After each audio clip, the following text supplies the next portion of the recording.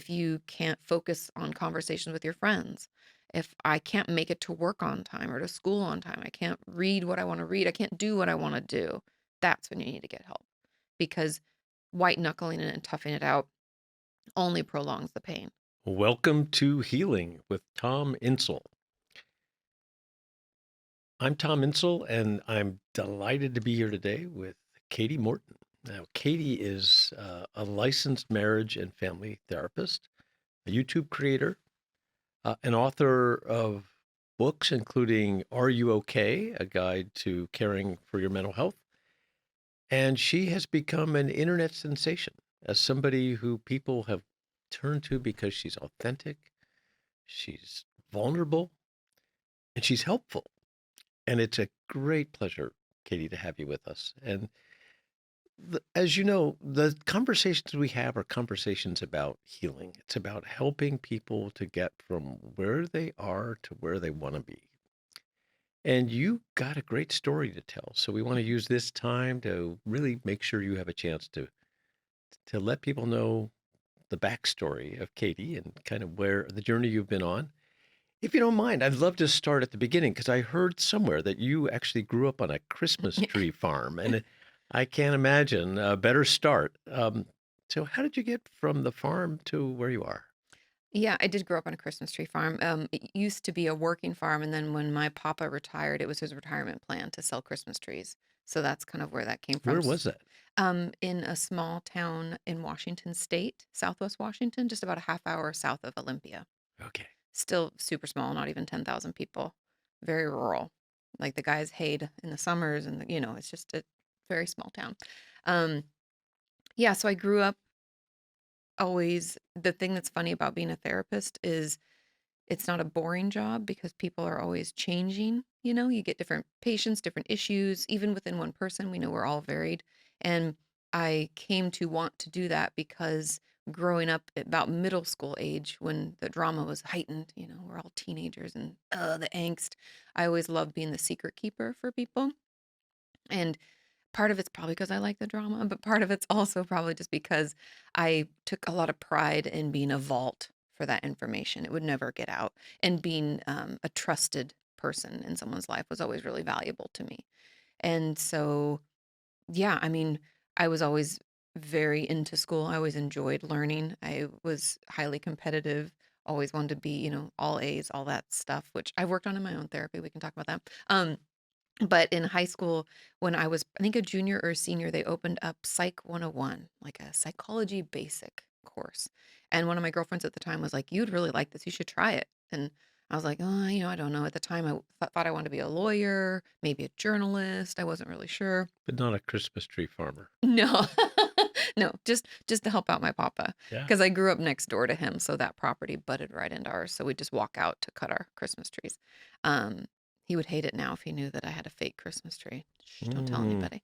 all right. Um, but those don't catch on fire either, so safety.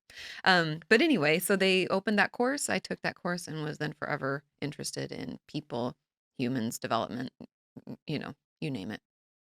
So what really interests me is in the way you described this, that you became, I love the term vault, but you became a trusted friend and a trusted colleague, let's say.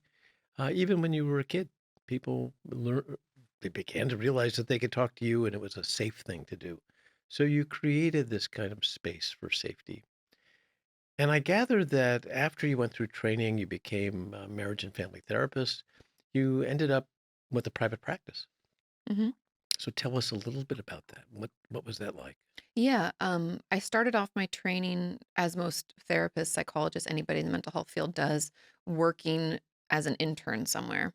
And I started working at an eating disorder treatment center in Los Angeles. And it was the one place I didn't think I'd end up because one of my close friends growing up had an eating disorder, and I thought it might be too close to home. Like I wouldn't be able to help people. It might affect me in a way I wasn't prepared for. And I fell in love with the work. There's something about meeting people when they're what they think might be their lowest and watching them grow out of that that's incredibly fulfilling and rewarding in its own way. So I fell in love with that work. And when I finally was able to get my license, finished my 3,000 hours, which took me about 5 years. Um, then I decided to open a practice in Santa Monica, which is So where I just to lived. just to interrupt for a second, because a lot of Mhm. people don't understand how this works. Oh, You can go through training, which is a couple of years, mhm. right? And that's usually after college. So you'll get 2 years or so of Yes. actual coursework, but that doesn't give you a license. The license requires being in practice or getting those 3,000 hours of experience that are supervised. And Yes, and then okay, you sit for your exams. yeah, You have to pass those, and then you get your license. So it ends up taking a lot longer than people expect, even though you start gaining your hours while you're in graduate school, as you know, you're supervised and all of that good stuff. And that's some of the. But I know it's kind of an annoying part in your career because you don't get paid very much or at all, and you maybe don't know what you're doing. But I find it to be such a beautiful time. I look back on like all the key learnings and having wonderful supervisors. I was very fortunate to have some great supervisors. um, so yeah, so once I did all of that, I worked in an eating disorder treatment center. I worked in a hospital setting to see, floridly psychotic patients coming in, maybe off the street, maybe their parents brought them in, all sorts of things like that. For those 5 years, gaining those hours, very trying but yet beautiful time. Then I decided to open my private practice in Santa Monica, and I specialize in the treatment of eating disorders as well as self injury work. And then obviously nothing happens in a vacuum. So I've had patients with bipolar disorder, anxiety around testing, everything in between. yeah, and you begin to realize that those labels don't really tell you everything you need to know about somebody, right? Exactly. Yeah. Yeah. So I gather, as you said at the beginning, that you've been in therapy and you're in therapy Mhm. currently, and a lot of therapists not only have supervision, but they actually have their own therapy. Tell us a little bit about that. Yeah. When I was about 15 years old or so, my parents were having their own issues. And I remember feeling, I don't know if my brother felt this way. I don't want to say that he did because I don't know, but was worried my parents were gonna get divorced, and a lot of my friends' parents were getting divorced. It was I don't know if it's like teen years or really trying, probably. Um, but I remember being really concerned about it, and my mom and dad were going to counseling, and my mom was like, "We should go to family therapy." And I was like, "Yes, this sounds amazing." Um, this was pre-Psych 101 course. I just thought, "Yes, we should do this." And my mom was a big advocate for it because 'cause it'd been really beneficial for her and my dad. And so we went. I couldn't tell you how many sessions, maybe like 3 or 4. My dad hated it. "I'm not gonna pay to talk to somebody, blah, blah, blah." My brother was, like, not interested either. He's older than me, and I think he was just like, peace out, guys. I'm done." But then I wanted to stay in it, and so when nobody else wanted to participate, I told my mom, I was like, "I'd like to keep going. Could I think her name was Sue. I was like, "Can I keep seeing Sue on my own?" And my mom was like, "Yeah, of course." And so I started seeing Sue, I think once a week, honestly, probably through into my senior year. So let's say 2, 3 years with Sue. And then things just got extremely busy with like college applications and school, and I played sports. And so I stopped right before going to Pepperdine, where I went to university. And everybody should ask their universities because we had free therapy there. And so I picked back up Yeah. when I went there. And I found it's interesting because I've recently moved from, I lived in Santa Monica and Los Angeles for 20 years. And 2 years ago, we moved to Austin, and I had to find a new therapist. And I hadn't done that in probably like 6 or so years, How did you do it? um, through quite a few different things. I always encourage people, look up people, look at their photo, read their bios. If they have a website, chances are most therapists created at least the script of the website themselves. We don't have full teams of people writing things for us. So that gives you a feel for who they are.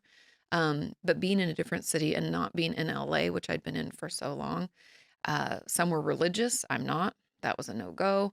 Um, Did you some have and so you must have started with a list, right?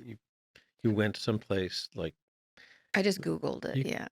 so you Googled therapists In my area, yeah, near me. in Austin. And then look through Psychology Today too, because they always have their good lists Yeah, as well. Psychology Today has that whole series that you can look up, and it's online, Yeah, and it's regional, so you can find people. So that was exactly. helpful. And Yeah. then so you ended up with a list and then started to search. Yep. And then this sounds bad to say, but I always tell people, even in my book, Are You Okay? I'm like, this is not a time to be PC. You're finding someone that you're going to want to talk to. If you don't like the way they look, if you don't like the way they talk to you, if you don't get a good vibe for them, if even if the parking is stressful around their office, sometimes that can be really jarring and difficult. You want it to feel good. And so I went through, I don't even know, 10 different people, and did phone consultations to see if I liked them. And then I found Caroline, my new therapist.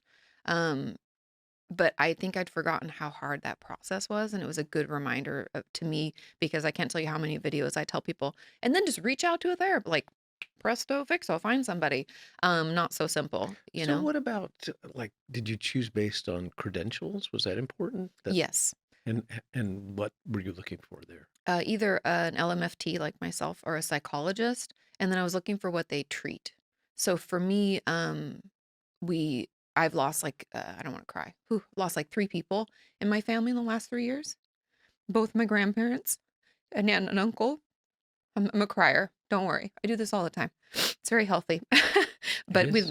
It is. we lost a lot of people, and I felt like just really heavy with grief. And so that's what I was looking for. So I wanted to find someone who could meet me where I'm at and help with that. Mhm. And so I didn't need someone who was trauma based. I didn't need someone who can work with eating disorders. I had to find someone who could help me with what I needed at the time. And Caroline actually does EMDR, which I've never done before, and I found that to be really interesting because, Just take a moment uh and explain what EMDR is. yeah, it's Eye eye movement. movement desensitization and reprocessing, Right. and essentially what we're doing. People talk about REM sleep all the time, right? And your eyes kind of go, and we don't really know why they do it, but we assume it's a way to process our day. That's the leap we're making, the hypothesis we have. Now, EMDR triggers that kind of eye movement, or what we call bilateral stimulation, meaning left to right. Like if I'm doing this, I'm going left to right. I'm bilaterally stimulating my brain. So the idea with EMDR is that we're giving our brain yet one more opportunity to process through something that was difficult. Okay. So back to grief, and you Uh-huh. you were having a tough time. Yeah. You were struggling with having lost some people you cared deeply about, Yeah. and so you were looking for someone who knew that, someone Yes. who could help with that. How did that show up? Did they say that they did grief as a Uh, specialty or no, I asked. okay. So that's why phone consultations are great, or in-person consultations if they'll do those. Most offer them free of charge because the difficulty I think with therapy is it can be expensive. And if you go around with, like I said, it took me 10 people, 10 calls. If I had to pay for 10 of those sessions, we're talking, thousands of dollars potentially. And so I just always asked, and I'm a therapist, so I was like, well, what modalities do you use? Meaning, like, what types of therapy do you practice Mhm. for this? Are you a homework type of therapist? Do you focus on, so I had a bunch of questions Right. and made a point of asking them, waiting for them to give me an answer, seeing if I liked the answer, and never making an appointment on that call. I'd always say, let me think about it and I'll get back to Got it. Cool. Well, that's, I think, helpful. And you. so, love to think with you a little bit more about how do you find someone to help? Yeah.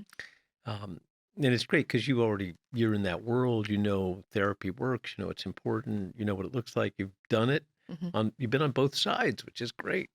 And yet, what I hear all the time is I can't find anyone who has availability. Yeah, I found somebody, but they're not taking new patients for 9 months. Yeah. And I need somebody now. Was that your experience? Did you have trouble actually finding someone who had open hours to see you? I did find one that I really liked that did not have availability. So that happened in one case, but not the others, surprisingly. I know, especially now, a lot of my friends who are therapists are full. And I, for many years, was full. And you'd have a wait list, and that definitely sucks. Yeah. Now, a lot of people are saying the way to get around that is to go online and use one of the large companies that Hmm. do this with industrial strength. So BetterHelp, Cerebral, there's a Yeah, bunch of them. Talkspace, all those. Talkspace. Did you think about that, or what's your sense about I don't like it myself. I that? don't like to Okay. practice it, and I Yeah. don't like to do it as a patient. Why? There's magic in person. And I think even there's so many layers to it. So as a patient, I'll start on that side. As a patient, I know that I'm more apt to be honest and open if I'm in person, and I'll feel more like I have more privacy because like I live with my husband. Not that I even care if he'd listen, but I just like to not be in my home. I think it's a good practice. It's like a good ritual for me to like get. This sounds silly, but I get a water bottle, I fill it up. I get in my car. I go to therapy, and then I have that time to almost decompress after on the drive home. And I like that ritual, and I need that for myself. So you're not a teletherapy person. No, not even a little bit. It's a great option if you don't have the in-person option. Well, I'm amazed, and it's interesting to me because you are a YouTube Hmm. creator and an internet celebrity, and yet you feel that for therapy itself, you've got to be in person. Yeah, it's How best that way. how did that happen? So how did you go from being in private practice, seeing Mhm. people yourself, going for your own therapy in person, to suddenly being online? Kind of by accident. How'd that Um, happen? my my boyfriend at the time, now my husband, he's in film production. He had a production company with his good friend Lamar for many years. And he was filming this conference that was put on, of all things, by fitness instructors. And they were talking about the power of YouTube at the time. This was probably 2010, and how it was so beautiful for them to actually know who was using their DVDs and things. Or think of the times, right? DVDs used to be a thing. Um, and they never knew who bought those DVDs, who bought their workout gear, but now they could have access. And if they put these little sizzles, little teasers to the workouts, or if they put the full workouts online, they could talk in the comments with the people actually doing them. Magic. Amazing. We've never had that ability. Again, people nowadays are like, what? But yes, that didn't exist. It wasn't what, YouTube, before YouTube, we didn't have that opportunity. And so he came home from that convention or that conference. And at the time I was working at the Eating Disorder Treatment Center. And he was like, you complain all the time about people not understanding eating disorders because we had nobody to refer out to. They were full. Here I am in Los Angeles, and there's nobody for me to send people who are graduating the program out to see a therapist in the outpatient basis.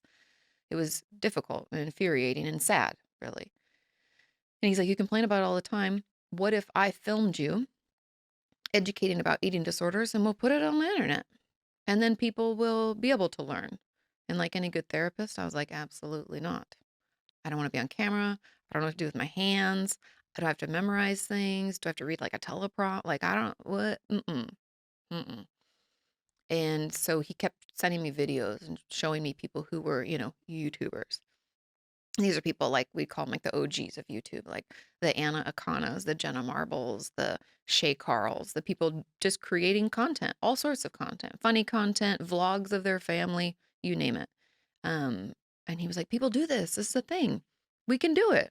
And so after about 6 months of him being like, come on, come on, I was like, okay, here's the deal. I'll show up to film.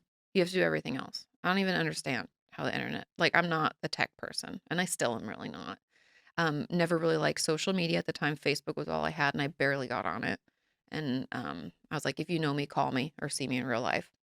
Um, yeah. And so that's how it started. In, I think, December of 2011. He released, like, please don't watch that video, by the way. It's so awkward, but it's called, I think, My Purpose. Oh my God. I should Mm, privatize that one. But yeah. gosh, you are a veteran in this internet world. Um, been doing this a long time. How's it changed? It's almost like, how hasn't it changed? It's Yeah. changed so much. I mean, we can talk YouTube specifically. Like when I started, you couldn't make money on YouTube. Not everybody could, like AdSense wasn't a thing. So for people who don't know how AdSense works, we call it a CPM or a click per million, which really translates to for every 1,000 views, you get X number of dollars. And this could be like $2, $5, $10, depending on what kind of content you're creating. Back when I started, that wasn't a thing. It wasn't my decision to join YouTube and to become a quote unquote YouTuber was not one that was done with a business mind. It wasn't, I never thought this would be something that I would be doing. It was kind of a hobby on top of my private practice. Did they come to you or did you go to them at that point? I went to them. And you said, look, I've got X number of people following me. I want to monetize this. It was just the way that they were developing on their end. It, I don't remember exactly what happened, but they started changing the AdSense model and opening it up to more creators. And I don't know if it was year 2 that we were able to start making but quite a while into it, we couldn't even make thumbnails, those little pictures you see of the video before you click on the video. If you weren't part of the partner program, which only like 20 creators were, you couldn't create a thumbnail. It was just a very different landscape, and that's just YouTube. And in 2011, Instagram didn't exist. Snapchat didn't exist. TikTok most definitely didn't exist. Be Real didn't exist. None of what we utilize on the regular now were there. All that was there was Facebook, YouTube, and I think Tumblr. And I think a lot of people forget about Tumblr, but a lot of my viewers lived in Tumblr and they still do. And yeah, so that was kind of the landscape. I think Yeah. in general, the amount of things vying for our attention was much smaller, was a shorter list. How many people are following your videos on YouTube? Um, I mean, it depends. We could talk views of a video, and that could be like anywhere from 50 to 100,000 within a week of releasing a video. Um, I have, I think, 1.2 million subscribers, and across different socials, it's just different numbers. It depends on what we're talking about. But I've always communicated a lot with my audience. I've always uh, taken their feedback. They've guided a lot of the content. What are they looking to learn? What do they want to know more about? I feel very connected to my community. Yeah, I want to hear a lot more about that. But I got to just ask, when you were in private practice, Mhm. in the course of a week, how many people would you see? Yeah.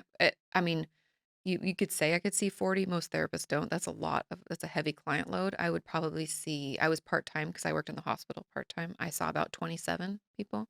So 27 a week and Mhm. now 75,000, Yeah. 100,000. Yeah. Yes. Vastly different. That's the power of social media. I think that's the beautiful side of it. Tell us about what you learn from the audience, because Mhm. you get a lot of feedback, as you were saying. It's a community. It's your folks, Yeah. your peeps. Yeah. What do you hear from them? A lot of different things. Primarily, there's a couple things I've learned. Trauma is much more common than we maybe think, or especially I wasn't taught in school or in my, Mhm. any of my internships or jobs. Never would have thought trauma is as common as it is. Um, a lot And of people. so just Mhm. to unpack Mhm. that, because Yeah. trauma means a lot of different things. Hmm. What is trauma that you hear about? A lot of childhood abuse Okay. of different forms. A lot of disrupted childhood, whether that means, because we talk about big T and little t trauma, Hmm. big T being what people would assume, like, oh, I went to war, right? You're in a war torn country. That's a trauma. We think if I was in a big accident, a big event, this big thing. But that is impactful and that can lead to symptoms of post traumatic stress disorder or PTSD. It could leave us traumatized, but also little t's can build up and lead to the same symptomology. Little t's being, and I don't say little to minimize, I say little just to, they're not these large events we think of. Little t's are like my parents got divorced and it was rough. I was bullied for a semester or a year in school. Um, I had financial strife, didn't know how I was going to pay for my life. I was worried I was going to have to live on the streets, right? Any threats to our safety over time, even though, we can hear those things and we hear those things from people all the time. Oh, people are going through a tough breakup. People are, lost a job. Things happen. We don't think of those as traumas, but they can be. If we feel threatened, if we feel we're endangered in some way, we or someone we love, we can still have symptoms of trauma. Got it. Got it. So you hear a lot about trauma. Hmm. What else? Fear of reaching out, Mm, scared of okay. therapists, we can be kind of weird. They don't know what to expect. Yeah. Um, or, the fact that even culturally, some people can feel like it's wrong to air your dirty laundry, you know? So there can be some judgments there. And then I think then the other huge thing I hear about is just feeling misunderstood. Feeling like, the things that you've gone through in your life, you try to tell people about it, but they just don't get it, or like there's a stigma associated with it. I don't know how to get that across. I hear a lot about that. And during the pandemic, how did things change? Oh yeah. My suicide videos got a lot more views, unfortunately. I mean, they're helpful. They're about, safety plans and talking honestly about suicide and trying to essentially talk people out of it. Yeah, depression, anxiety, suicide. I definitely saw an increase in that. I think one thing that we we took for granted was our ability to connect pre-COVID. Mm. And connection, I mean, we could really nerd out and we could talk polyvagal theory and talk about, um, all that comes along with that and how important connection is. Just to so people know polyvagal theory, you can read about it. Dr. Peter Levine, I think is his name, is the guy who came up with it. But we always thought our nervous system could either be in the kind of like relax and digest or action, right? We're on or we're off. But he learned something amazing that when we're connected with someone, and this isn't connection like, hey, how's the weather? Good morning. This is like with people who really know you, who are there with you, you feel get you in some way. That connection allows your nervous system to be activated, but for you to also feel soothed, which is that beautiful kind of what I would think of like a child being fed by their mother, feeling very calm, very okay. And that feeling is something that we get primarily, and I'd say maybe only through connection. And when you take that away and you're like, you can't leave your house for so many weeks, you can't see people, you can't be indoors. We really missed that. And I think that's why we saw those kind of upticks. Yeah, it's so interesting, Katie, because when you were talking about your own looking for a therapist, Hmm. getting connection, Yeah. getting someone who you could sit across from and feel that soothing and that trust as well, was critical. That's what you needed. Yeah. Um, what about for the people that you have in this online community? What's that connection like? I mean, I'm curious about this because your own experience is that you know, you need to be with somebody in the same room, Hmm. and yet you got a million people who have connected with you in some way. Hmm. How do you understand that? um I mean, we do find, even though that's my preference to be in person, we do find through research, we know that when you see the same avatar or the same name online, so let's say you're Joe Schmo 25 and I see Joe Schmo 25 every day online and we have good conversation, you know.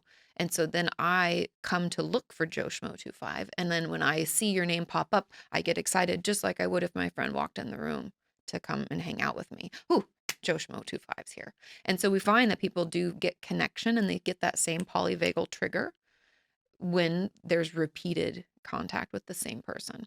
And I think that's kind of what we are learning about social media. And I'm sure research will catch up and will give us more findings. It'll be interesting.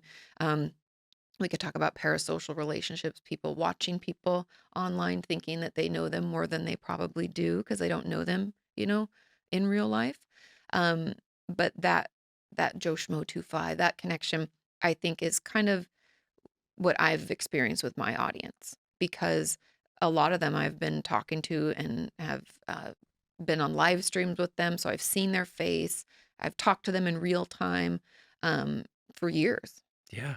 And so you feel like there is this more meaningful connection, that there is that kind of trust that's built up here. Hmm. I gotta ask you, because we're moving into this era of generative AI and Hmm. GPT-4 and Bard and all these new tools that will be able to generate language and conversation and do a lot of the things that we do online. Is that the future? And what's going to happen to um, the the content Hmm. production that you have got to know so well? Yeah, I've thought about that a lot, like with ChatGPT coming on board and mimicking what you and I do, right? Right.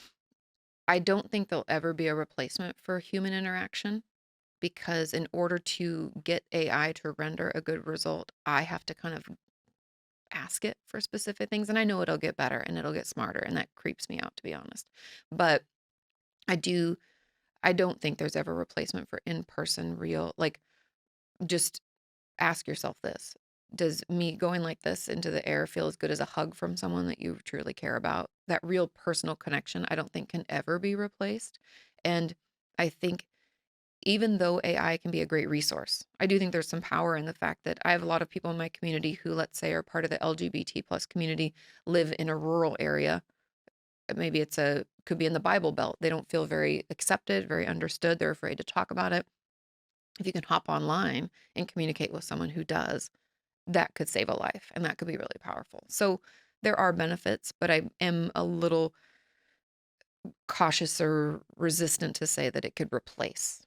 I see it as a resource. I see it as like another arm, just in the same way I see social media. I think we can get scared about things and think it's going to take over, but it only takes over as much as we let it. And what if we just used it as a way to, fill those gaps that we know are there in our mental health treatment, in the available care? Like people saying they can't find someone who has time. If they could, for a period, see an AI therapist that at least supports them, helps them feel heard and understood, that's pretty powerful. Yeah, we don't. I was in a company that was trying some of that, and we had found a really interesting thing, which I've been thinking about a lot recently because I use GPT-4. I think it's a really powerful tool, Hmm. um, and it writes really well. It It, can it give you does. fantastic reports and fantastic conversations. But when we tried something like this in the company with a chatbot for therapy, people didn't like it Mm-mm. until we started putting in typos because we were doing text-based Hmm. therapy and grammatical errors.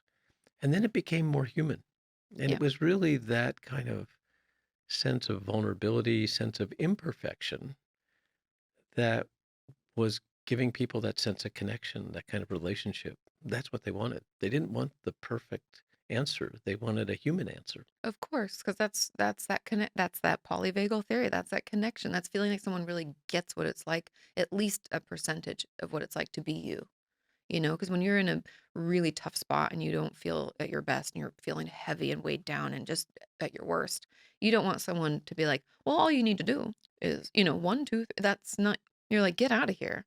Yeah. Especially, if you don't even feel like it's a real human. Like, ugh, you don't even know. Like, not that we can talk to AI, I guess we could, but you're like, you don't even know what it's like to be human. So what are you doing? Well, of course, you could imagine that the day will come when you can certainly code it to be able to produce all of those I errors know. to make it It's seem even more human. too creepy. Before we finish, I really want to get you to help people listening in or watching to think about this whole process of getting help. And a question that comes up a lot of times, and you mentioned it in talking about your audience, is people think that, yeah, I'm struggling, but I got this. You Hmm. know, I'm not, I don't need anybody else. Um, it doesn't have to be GPT-4. I don't need online help. Yeah. I don't need to see somebody in person. And I don't want to, and it's a big step to reach out. How do you know when you should get help as opposed to just saying, I'm going to tough it out. I can handle this myself. Um, Adults don't have to ask for help. Mm-hmm. I mean, the real answer is everybody needs help. We wouldn't say, "Oh, you went to get a physical from your doctor? Why'd you do that? You should just tough it out. You have the flu, you have, you have COVID, you went into the doctor. Why would you go into the doctor? You should just tough it out." We would never say that. And mental health shouldn't be any different than physical health. But another answer, one that's probably more palatable for people, is that if you aren't able to do what you want to do, like for me, for instance, make it personal. If I find myself crying watching television or like a commercial comes on or a song comes on the radio and that's not normal. I'm so full of emotion that I can't navigate my day without feeling super tearful. That's not good. If you can't focus on conversations with your friends, if I can't make it to work on time or to school on time, I can't read what I want to read, I can't do what I want to do, that's when you need to get help because white knuckling it and toughing it out only prolongs the pain. Could you maybe find the solution on your own? Maybe. Maybe you get some good self help books, you do that work, you really do it. But what if I told you instead of it taking a year, it could take 6 months? Wouldn't you want to cut that time off and feel better sooner? I always think of it just like going to the doctor. Sure, I could tough it out, my strep throat, and hope it goes away. Ugh, I used to get that as a kid all the time. But if I could take an antibiotic and feel better in 3 days, why wouldn't I do that? You bet. Sometimes I tell people that, the best athletes have the best coaches. Hmm. And even if you're pretty good at what you do, there's always a way to get better Yeah, and to get the better part of you to be able to do more and to do it well. Why yeah. not? If it's an option. And it's not for everybody, but it is an option. Katie, if you could give your younger self Mm. some mental health advice, what would that be? Oh, yeah. We did this video. There was this trend in YouTube years ago, like 8 years ago, called Dear Me, where Mm, you wrote a letter to younger you. And it's a really powerful practice. I've tried to do it repeatedly. Um, I think the thing that I've learned, I'll probably cry again because I'm a crier. That's just to lay that out there. Um, I'd probably tell her that life has her back, that it gets better. And the sooner she speaks up and the sooner she reaches out, the better she'll feel. And yeah, also trust her gut. I question myself a lot. And, it knows whether I want to admit that I know or not? I know. Thank you. Hmm.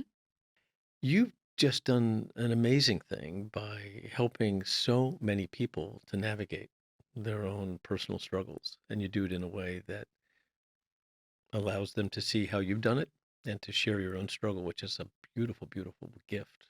So I want to thank you for all you've done for your million members and maybe more. I'm sure it'll be even more in the future. Um, Soon you'll have GPT-4 at your side to even help you expand even faster.